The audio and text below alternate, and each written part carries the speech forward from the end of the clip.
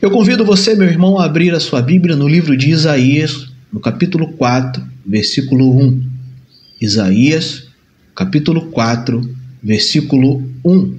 Nós vamos fazer a leitura desse texto e vamos passear, por alguns outros textos bíblicos e que o Espírito do Senhor fale profundamente no meu coração e no seu coração também. Que o Espírito de Deus nos mostre, nos ensine aquilo que o Senhor, o Deus bendito, quer que venhamos aprender. Amém? Isaías 4, versículo 1. E 7 mulheres agarrarão um só homem naquele dia, dizendo: comeremos o nosso próprio pão e providenciaremos a nossa própria roupa. Apenas sejamos chamadas pelo seu nome, para que fiquemos livres da desonra. Que texto, né, irmão? Então, o texto fala aqui de 7 mulheres e fala de um tempo, naquele tempo, naquele dia. São 7 mulheres que agarrarão, um só homem. 7 mulheres vão agarrar um só homem. Assim é a profecia que o profeta Isaías está trazendo para o povo de Deus. E essas mulheres, elas vão ser ousadas, irmãos. Elas vão ser ousadas. Elas vão agarrar este homem, à força, agarrar, elas vão surpreender este homem, elas vão querer tomar este homem, agarrar ele, se fixar a ele, mas elas vão dizer: olha, nós vamos comer do nosso próprio pão e nós vamos vestir da nossa própria roupa. E isso, nos tempos bíblicos, irmãos, no tempo do profeta Isaías, era uma afronta, as mulheres, isso vir dos lábios femininos, dizer: olha, o que elas estavam querendo dizer na realidade é o seguinte: nós não seremos submissas a você. Trocando, em outras palavras, elas estão dizendo assim: nós vamos nos casar com você para que você nos tire a desonra, nos tire a vergonha, mas nós não seremos submissas a você. E o que esse texto tem a ver, com tabernáculo? O que esse texto tem a ver com tabernacular com o Senhor? Fala sobre casamento, fala sobre unidade. Mas vamos analisar esse texto, vamos ver o que esse texto tem a nos ensinar neste dia que o Senhor nos concede hoje, não é mesmo? Então vamos lá. Eu fiz umas anotações aqui, meus irmãos. Eu vou só chegar o meu rascunho para cá, para que a gente possa caminhar aqui de uma forma sincronizada aqui, para a gente não perder o raciocínio. Então vamos lá. Eu anotei aqui: naquele dia, o texto fala, naquele dia 7 mulheres agarrarão um homem. Então naquele dia, o que significa esta expressão, naquele dia? A expressão aponta o tempo do fim, o final dos tempos, naquele dia. Ou seja, sempre se referindo ao dia exato da segunda vinda do Messias. Naquele dia, o grande dia, naquele dia, o tempo do fim. A volta, a segunda vinda do Messias. Então, está falando, se referindo ao exato dia da volta do Messias, da segunda vinda do Messias à Terra. Isaías vai usar essa expressão no livro de Isaías 41 vezes. Ele vai usar essa expressão, naquele dia. 41 vezes o profeta vai usar essa expressão. E eu separei aqui, irmãos, dessas 41 vezes que o profeta usa essa expressão, eu separei uma bastante interessante para dividir com vocês, que está lá no livro, no profeta Isaías, no capítulo 11, a partir do versículo 10. Isaías 11, a partir do versículo 10, diz assim: naquele dia, novamente a expressão naquele dia, como nós falamos, né, a expressão que aponta ao tempo do fim, a segunda vinda do Messias. Naquele dia, a raiz de Jessé se levantará como sinal para os povos. As nações recorrerão a ele em busca de orientação e a morada dele se tornará gloriosa. Zacarias vai dizer isso, né? Que haverá um tempo que as nações irão a Jerusalém para celebrar tabernáculos. Então, as nações irão a Jerusalém, a morada do Messias, o local escolhido pelo Eterno. As nações recorrerão a ele em busca de orientação, e a morada dele se tornará gloriosa. Naquele dia, novamente, a mesma expressão, Jeová estenderá a mão novamente, uma segunda vez, para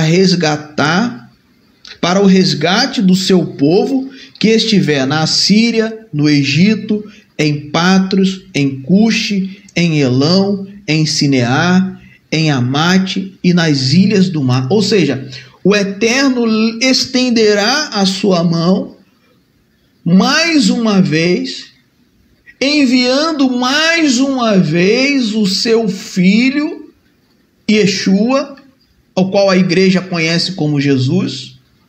Para quê? Para atrair, para recolher, né? Qual é a expressão que foi usada aqui? Estenderá a mão novamente, uma segunda vez, para resgatar, ou seja, resgate do seu povo que está espalhado. Aí o texto aqui cita, né, alguns países, Egito, Assíria, algumas regiões aqui. Essas regiões, esses países representam o quê? As nações. Estão o povo do Eterno que está espalhado entre as nações. Então o Senhor vai resgatar. E aí, meus irmãos, eu me lembro que nós devemos orar por todas as nações, pois o Israel de Deus, o Israel espiritual, o Israel de Deus está espalhado das nações. Existe realmente um local físico que nós conhecemos como Israel e que também nós devemos orar. Nós devemos pedir a paz para Jerusalém, porque é bíblico, a Bíblia nos ensina isso. Mas também devemos orar pelas outras nações. Não está havendo guerra apenas em Israel. Está havendo guerra na Ucrânia. Está havendo guerra na África. Está havendo guerra aqui na América Latina. Nós devemos orar pelo povo de Deus que está espalhado nas nações, pedindo ao Senhor que tenha misericórdia, pedindo ao Senhor a paz, pedindo ao Senhor que repreenda o espírito da morte. Então, meus irmãos, o Senhor, no tempo certo, na hora certa, irá resgatar o seu povo. Então, eu não preciso me preocupar, meu irmão, em ficar fazendo exames para saber, né, se o meu sangue tem ascendência. Não. O Senhor sabe quem são os seus. Nós só precisamos confiar e obedecer às suas instruções. O Senhor vai resgatar o seu povo no tempo certo, na hora certa. Então, a expressão naquele dia, como nós vimos, representa o dia do Senhor, o dia do resgate, o dia da volta de Jesus. Então, naquele dia, o texto vai falar que 7 mulheres, o texto fala, né, de 7 mulheres, naquele dia 7 mulheres. O que representa essa expressão, 7 mulheres? O 7, eu acredito que todos aqui, né, estão familiarizados, que representa o quê? A perfeição de Deus, né? A perfeição é o número que define a perfeição do Criador. a totalidade, né? Nos faz lembrar da totalidade de dias em que o mundo foi criado. O mundo foi criado o quê? Né? Em 6 dias, e no 7º dia o Senhor descansou. Então, em 7 dias, né, o Senhor estava ali trabalhando. Em 6 dias o Senhor trabalhou, no 7º dia o Senhor estava contemplando a sua criação, olhando, né, aquilo que ele fez, e descansando, e se gloriando naquilo que ele havia feito. Então, 7, a totalidade de Deus, a totalidade da criação. O 7 também nos faz lembrar das 7 cores do arco da aliança. Você conhece, né, o texto sagrado? Após o dilúvio, o Senhor colocou um arco nos céus e informou à humanidade que o mundo não seria mais destruído por água, né? O Senhor não iria mais enviar o dilúvio, o Senhor não iria mais permitir o dilúvio. Então o Senhor colocou um arco no céu, que infelizmente o arco da aliança, ele está sendo mal utilizado, né? Ali representa a aliança de Deus com o homem, ali representa o amor de Deus com o homem. E infelizmente estão usando as cores do arco, mas o Senhor tenha misericórdia e que essas pessoas, né, possam despertar para o significado correto daquele arco. Alguns conhecem com um outro nome, né? Mas é arco da aliança, o nome correto é arco da aliança. Íris é o nome de uma deusa pagã. Então não utilize mais este nome arco-íris, não. Arco da aliança, é uma aliança de Deus com os homens. É o Senhor mostrando a sua fidelidade. É o texto bíblico que fala, né, que a fidelidade do Senhor é o escudo para o homem. É o Senhor dizendo: eu vou proteger vocês, eu vou cuidar de vocês. Então as 7 cores, né, o 7 representa as 7 cores do arco da aliança.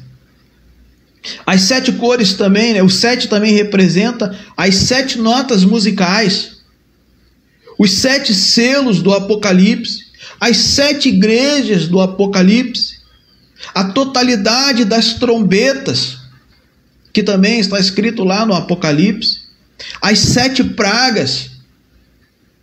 Então o 7, como a Priscila colocou aqui no comentário, né, a plenitude de Deus.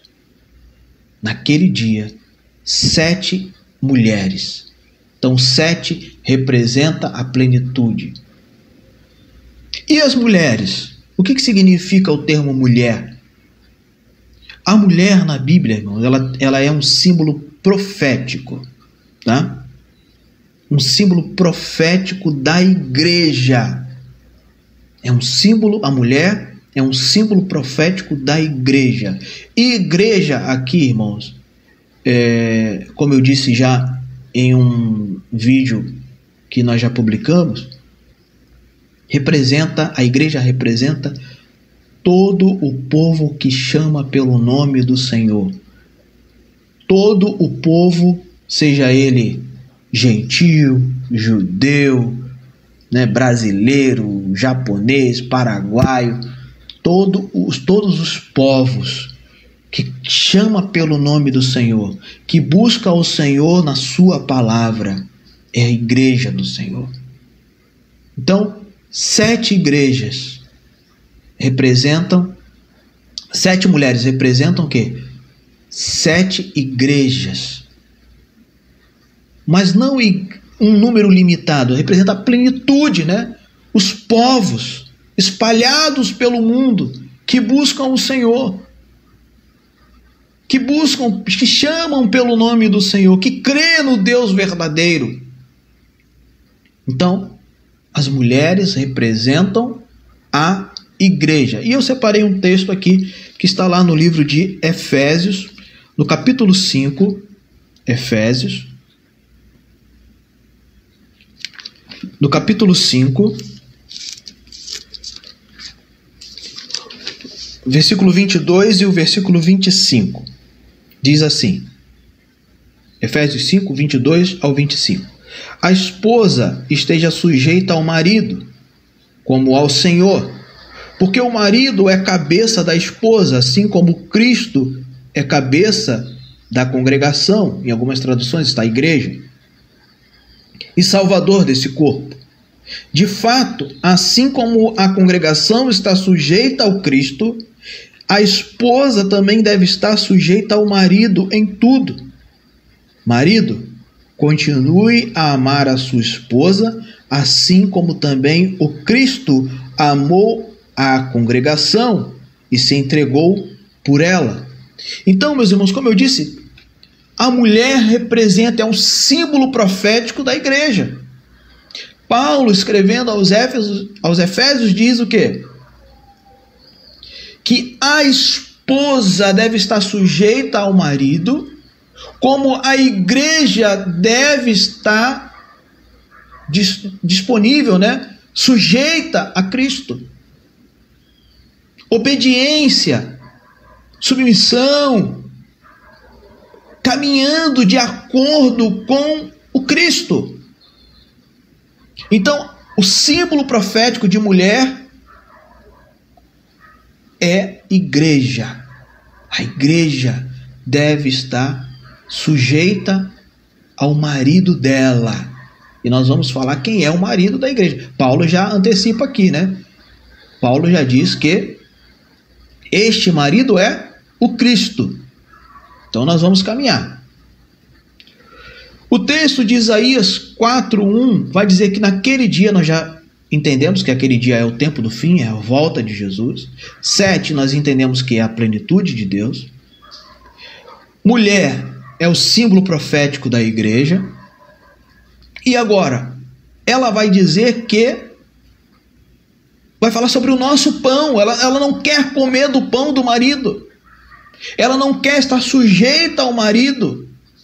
E ela diz, nós casaremos com... Nós agarraremos este homem, né? 7 mulheres agarrarão este homem, mas essas 7 mulheres vão dizer para este homem, nós comeremos do nosso pão. Ou seja, o que essas mulheres estão dizendo? Nós não estaremos esperando a tua provisão. Nós não comeremos do teu pão, do pão que você nos dá. Nós comeremos do nosso pão.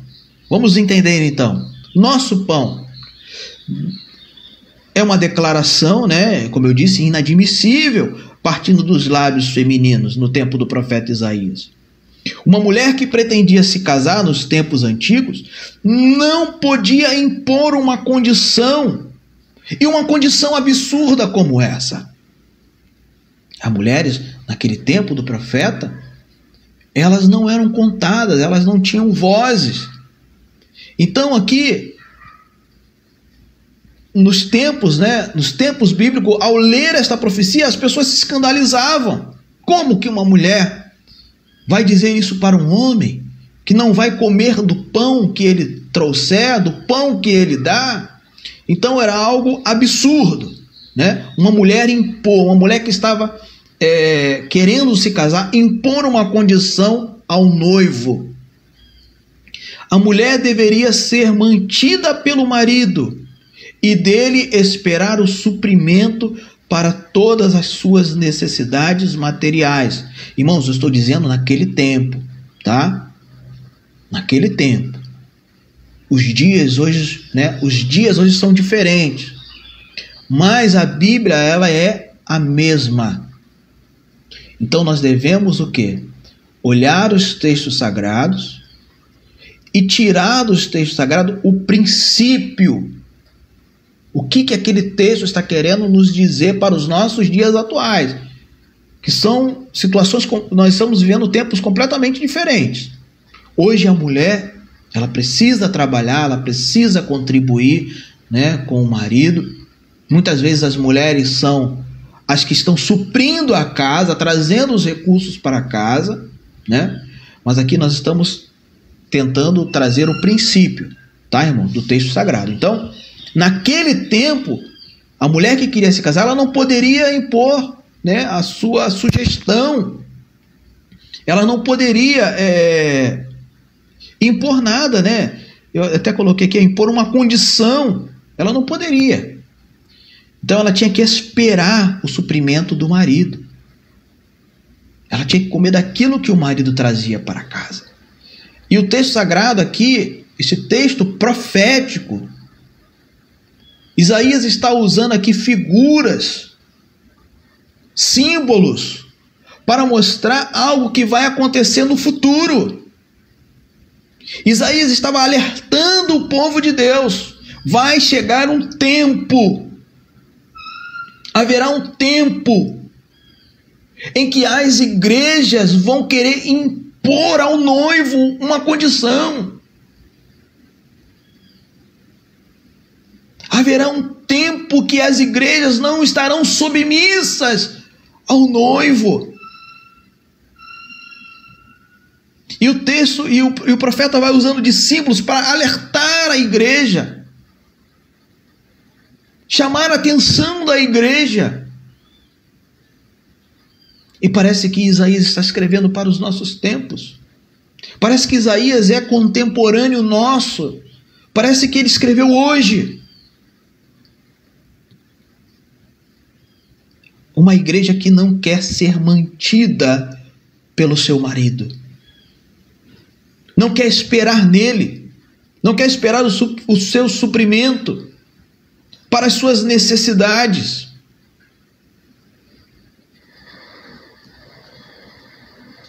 O profeta Isaías está usando a linguagem dos símbolos. E o pão que o profeta se refere é a palavra de Deus. São as instruções de Deus. Veja o que Deuteronômio no capítulo 8, versículo 3 vai nos dizer. É um texto bem conhecido. Deuteronômio capítulo 8, versículo 3. Ele o ensinou a ser humilde e o deixou passar fome e o alimentou com o maná que você não conhecia, nem os seus pais conheciam, para que soubesse que o homem não vive somente de pão, mas de toda expressão da boca de Jeová. Isso foi o Eterno quem falou. Agora veja Lucas capítulo 4, versículo 4. O Eterno falou em Deuteronômio através da boca de Moisés. Agora veja o que Yeshua está falando, o que Jesus está falando em Lucas, no capítulo 4, versículo 4. Lucas 4, 4. Mas Jesus lhe respondeu, está escrito onde? Lá em Deuteronômio. Jesus está citando Deuteronômio 8. O homem não deve viver somente de pão. O pão físico, o material. Em Deuteronômio o Senhor está dizendo, mas o homem viverá se ele comer do pão espiritual, que é a palavra de Deus. Porque a palavra de Deus é lâmpada para os nossos pés, ela é luz para os nossos caminhos, ela é alimento que vai nos dar vida, que vai suprir as nossas necessidades, que vai nos corrigir, que vai ser um remédio para a nossa alma, a palavra de Deus. Então aqui o profeta Isaías está dizendo que essas mulheres, no final dos tempos, irão rejeitar as instruções do Pai, irão rejeitar as instruções de Jesus.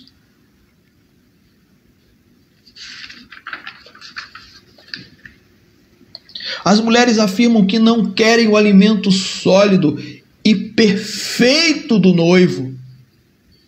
Elas querem se alimentar de suas próprias doutrinas e de suas teses humanas. Não é diferente, né, irmãos? Está se cumprindo essa profecia de Isaías. Está se cumprindo. Como nós temos falado aqui, meus irmãos, estão anulando as instruções de Deus por causa das tradições humanas. Estão preferindo seguir concílios, concílio de Nicéia, concílio de Constantinopla. Concílio esse, irmãos, realizados por homens que não serviam a Deus, esses homens serviam a outros deuses.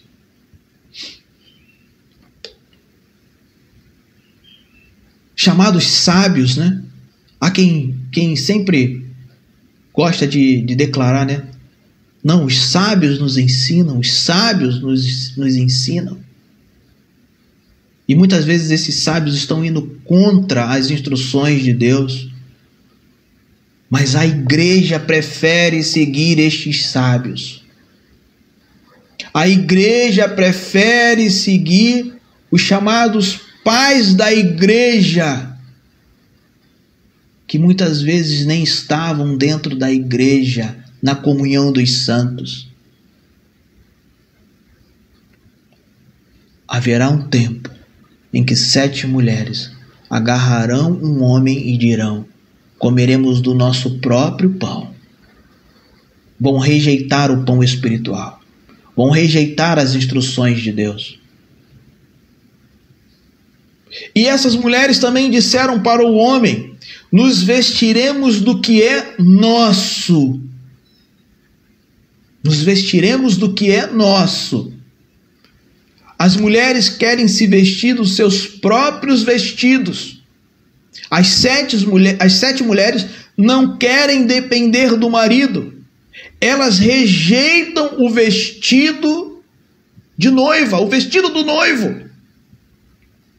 As mulheres essas igrejas estão rejeitando não só o pão, mas elas também estão rejeitando as vestes que o noivo traz para elas. E o que significa essas vestes, irmãos? Como eu disse, esta profecia, o profeta Isaías está usando uma linguagem de símbolos. E precisamos entender esses símbolos. O símbolo profético para a veste, nós vamos encontrar lá em Apocalipse, capítulo 19, versículo 8. Apocalipse, capítulo 19, versículo 8. Vejam o que as mulheres estão rejeitando. As mulheres que representam a igreja, o povo que se diz ser povo de Deus. Olha o que as mulheres estão rejeitando na profecia. Apocalipse 19, 8. Sim, foi conhecido a ela se vestir de linho fino, brilhante e puro, pois o linho fino representa os atos justos dos santos. As mulheres estão rejeitando as vestes de justiça, ou seja, da prática das instruções de Deus, que nós conhecemos como leis, né? Há muitas igrejas pregando as leis foram abolidas. As leis de Deus foram abolidas, não servem para nada. Jesus aboliu a lei. Mentira. Mateus capítulo 5, versículo 17, o próprio Jesus diz que ele não veio abolir nada, mas ele veio cumprir. E que todas as instruções de Deus têm a finalidade de apontar para ele, falar dele. O profeta Isaías está dizendo: a igreja vai rejeitar as instruções de Deus. A igreja vai rejeitar a prática da justiça. Não acabou. Apocalipse capítulo 3, versículo 8. Veja o que Jesus está dizendo para João. Apocalipse capítulo 3, versículo 8. Perdão, versículo 18. Apocalipse 3, 18. Eu o aconselho a comprar de mim ouro refinado pelo fogo, para que fique rico, vestes brancas para que fique vestido, para que não se exponha à vergonha da sua nudez. As igrejas não querem vestir-se com as vestes da justiça. Isaías está dizendo que haverá um tempo, o tempo do fim. As igrejas não vão querer o alimento sólido, não vão querer as vestes de justiça. O pecador precisa se vestir com a justiça de Jesus, para que não seja exposto pelo pecado, para que não venha a ser envergonhado pelo pecado. A igreja está dizendo: nós nos vestiremos da nossa própria roupa, nós nos vestiremos da nossa própria tradição, nós nos vestiremos da nossa própria convenção, dos nossos concílios, dos nossos sábios. Nós não queremos o teu pão, nós não queremos as tuas vestes. As mulheres rejeitam a justiça de Jesus, ignorando todos os seus méritos. As mulheres querem vestir das suas próprias justiças. O profeta Isaías continua. Essas igrejas, o que elas querem? Já que elas não querem o pão do noivo, elas não querem as vestes do noivo, o que realmente essas mulheres querem? Elas vão dizer lá em Isaías 4:1, para você que está chegando agora, o que elas querem? Elas vão dizer para o noivo: nós queremos apenas o teu nome. Nós queremos apenas o teu nome. Por quê? É costume, irmãos, em muitos países, né? Inclusive aqui no Brasil, ao efetuarem o casamento, as mulheres receberem o quê? O sobrenome do seu marido, né? O sobrenome do seu marido ser incluído ali no nome original da noiva, da mulher, da esposa. Então, o único e exclusivo interesse dessas mulheres é fugir da vergonha. Elas não querem ser vistas como solteironas, como mulheres sem maridos. Elas querem viver um casamento de hipocrisia, de mentira. Elas querem usar o nome do filho, do noivo, né? Elas querem usar apenas o nome do noivo. Elas querem um marido de fachada para uma vida de hipocrisia. Sabe aquele casamento de fachada? Aquele casal que você vive, que você conhece, que eles não têm vida em comunhão. Eles não vivem. Eles apenas vivem de aparência para os outros. Um mora numa casa, o outro mora na outra, um dorme num quarto, o outro dorme no outro. Não tem vínculo, não tem comunhão. É isso que essas igrejas estão buscando. E a igreja, eu digo aqui, irmãos, igreja é todo aquele povo que se diz ser povo de Deus. Isaías vai dizer que no final dos tempos, às vésperas da volta do Messias, nós teremos uma igreja que não quer comer do pão do seu noivo, não quer se vestir das suas vestes, ela quer um casamento de fachada. Veja o que Isaías vai dizer no capítulo 29, no versículo 13. Isaías, capítulo 29, versículo 13. E Jeová diz: este povo se aproxima de mim com a boca e me honram com os lábios, mas o seu coração está muito longe de mim. E a adoração que me prestam se baseiam em regras de homens que lhe foram ensinadas. Como eu disse, irmãos, elas querem comer do seu próprio pão. Elas fazem as suas leis, elas fazem as suas tradições aniquilando a tradição, aniquilando as instruções do Pai. Elas não querem viver a prática das instruções de Deus, elas vivem as práticas dos seus conceitos humanos.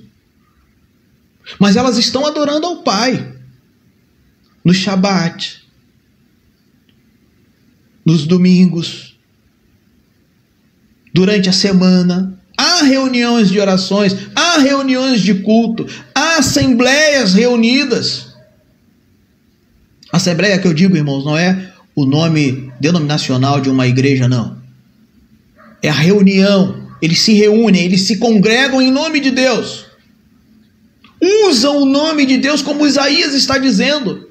Nós queremos casar com você apenas para usar o seu nome, para viver uma vida de hipocrisia. Usam o nome de Deus, colocam lá: aqui serve-se ao Senhor, aqui o Senhor age, aqui buscamos a Deus. Colocam o nome do Senhor nas suas fachadas, mas não tem compromisso com Deus. Tem compromisso com os pais da igreja, tem compromisso com os sábios, mas com o Deus, com o noivo, elas não têm compromisso. O noivo, né? Paulo já antecipa para nós. Como eu disse, o noivo é Jesus, é o Yeshua. É aquele a quem o Pai tem preparado as bodas. Apocalipse capítulo 19, versículo 7. Vamos ver o que diz. Apocalipse 19, 7. Fiquemos alegres e cheios de alegria e demos-lhe glória, porque chegou o casamento do Cordeiro e a sua esposa se preparou. Jesus casará, irmãos, com uma mulher, com uma igreja que escolheu lavar e alvejar as suas vestes no sangue do Cordeiro.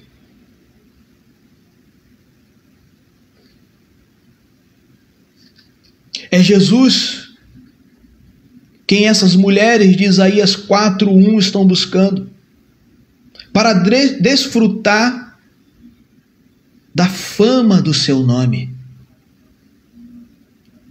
Elas só querem a fama, mas elas não querem alvejar as suas vestes, elas não querem limpar as suas vestes. As mulheres querem a fama, o nome do Mashiach, para implantar os seus projetos seculares e viver uma vida contra a vontade de Deus. Veja, Mateus capítulo 21. Mateus capítulo 21, versículo 12 e 13. Jesus entrou no templo, expulsou todos os que vendiam e compravam no templo e derrubou as mesas dos cambistas e as cadeiras dos que vendiam pombas. E lhe disse: está escrito, minha casa será chamada casa de oração, mas vocês fazem dela um abrigo de ladrões. A igreja se tornou, irmãos, um lugar de ladrões. Não estão mais vendendo os pombos físicos, não. Os pombos de hoje, irmãos, são pombos aqui. São algo que trazem as suas riquezas particulares. Quantos líderes aí, irmãos, estão enriquecendo usando a palavra de Deus? Quantos estão usando o nome de Deus e transformando o chamado pastoral como profissão? Eles não têm compromisso com a ovelha, eles não têm compromisso com as coisas de Deus. A única coisa que eles querem é o dinheiro que eles possam ganhar ali naquele projeto secular, pessoal e particular. Eu já vi, irmãos, líderes ministeriais dizendo: cara, eu não me preocupo não. Eu vou lá, faço o meu e acabou. E esses lugares, irmãos, infelizmente estão cheios. Cheios. Cegos guiando cegos. Precisamos despertar, irmãos. Ainda há tempo. Ainda há tempo. Concluímos então. Todas as igrejas, nos dias finais, às vésperas da segunda vinda do Machia, estão dizendo a ele, estão dizendo hoje: não queremos obedecer a tua palavra, não queremos obedecer a Torá. O que é a Torá, irmãos? É a instrução de Deus. E eu creio que a Torá de Deus está de Gênesis a Apocalipse. Toda ela é inspiração de Deus. Toda a Bíblia é inspiração de Deus. Toda a Bíblia contém as instruções de Deus. Toda a Bíblia é a instrução de Deus. Nós não queremos cumprir a tua palavra. Usam a Bíblia em benefício próprio. Usam a Bíblia, irmãos, para dominar. Usam a Torá para dominar. Não para instruir.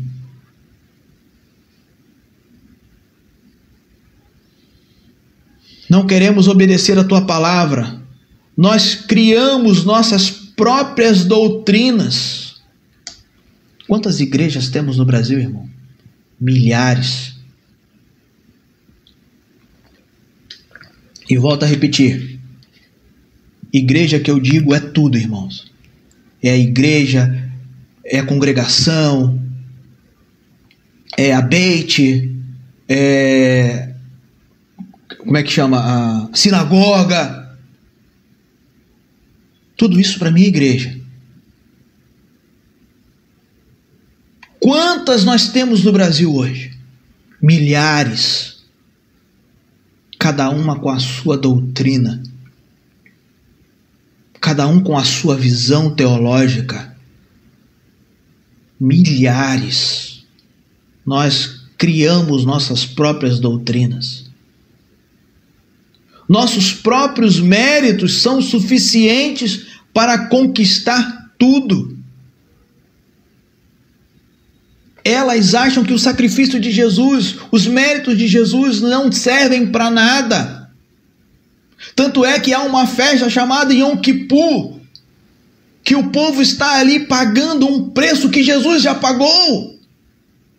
Querem pagar o preço que já foi pago, de uma dívida que já foi paga. Não aceitam o sacrifício de Jesus e se dizem seguidores de Jesus. Muitos se dizem seguidores de Jesus. Nós criamos nossa própria doutrina. Nossos próprios méritos são suficientes para conquistar tudo. Nós conquistaremos a salvação não por Jesus, mas pelos nossos próprios méritos. Usaremos o teu nome, ou seja, um casamento de fachada, para colocar na fachada dos nossos templos. E com isso seremos bem vistas, né? Aqui tem a glória de Deus. Aqui tem o milagre de Deus. Aqui é o caminho, aqui tem Jesus. Mas quando você traz, irmãos, o texto sagrado mostrando que eles não estão seguindo a doutrina de Deus, mas estão seguindo suas próprias doutrinas, eles nos chamam de loucos, judaizantes, nos acusam de tudo. Eu ouvi de um líder: por favor, não volte mais aqui nesta igreja. Faça-nos um favor, não volte mais aqui nesta igreja.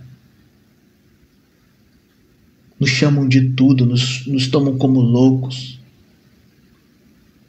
Usaremos o teu nome para colocar na nossa fachada, nos nossos templos, e com isso sermos bem vistas. Arrecadamos muitos benefícios com isso. Elas vão usar o nome do Senhor para arrecadar benefícios, dinheiro, fama, poder. É o que nós estamos vendo hoje aí, irmãos. Estamos vivendo o final dos tempos. Jesus está às portas. Jesus está às portas. Estamos vendo aí, irmãos, igrejas bem-sucedidas, igrejas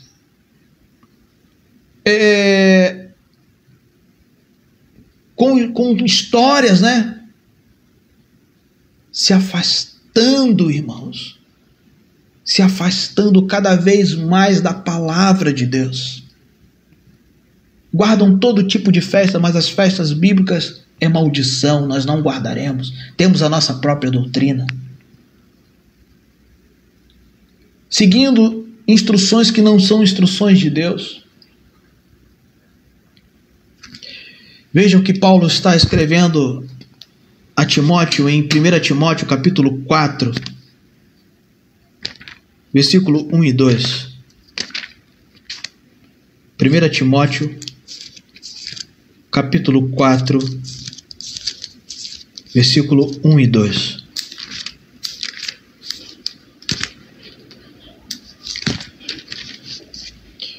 No entanto, a palavra inspirada diz claramente que em tempos posteriores alguns se desviarão da fé, prestando atenção a enganosas declarações inspiradas e a ensinamentos de demônios, levados pela hipocrisia de homens que falam mentiras e que têm a consciência marcada como que com ferro quente.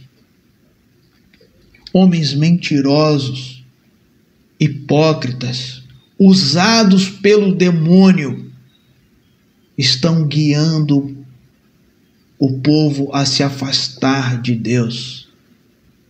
Esses homens a Bíblia chama de anticristo, antimachia. Ele já está trabalhando.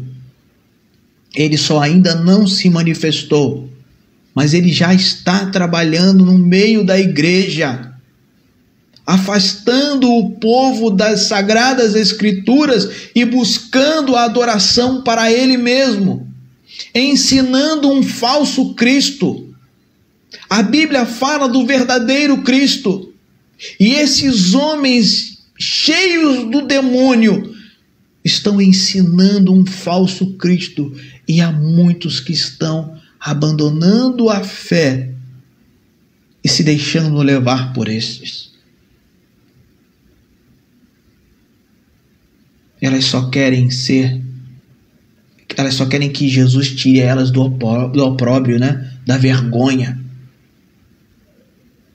Elas usam o nome de Deus, elas usam o nome de Jesus, mas elas não têm compromisso. Jesus está voltando, irmãos. O tempo é agora. O tempo de fazer techuvá. Techuvá, irmãos, não é judaísmo. Não é judaísmo. Techuvá é retorno às sagradas escrituras. Techuvá é retorno à Torá. Seja um toraísta. Volte-se para a Torá. Não saia de um ismo e entre em outro ismo. Seja um toraísta, um seguidor da Torá. Faça techuvá, meu irmão, enquanto é tempo. Apocalipse capítulo 18, versículo 4. Ouvi outra voz vinda do céu a dizer: saia dela, meu povo, se não quiser ser cúmplice dos seus pecados, e se não quiser receber parte das pragas que estão reservadas para ela. Que a igreja ouça o que o Espírito está a nos falar hoje.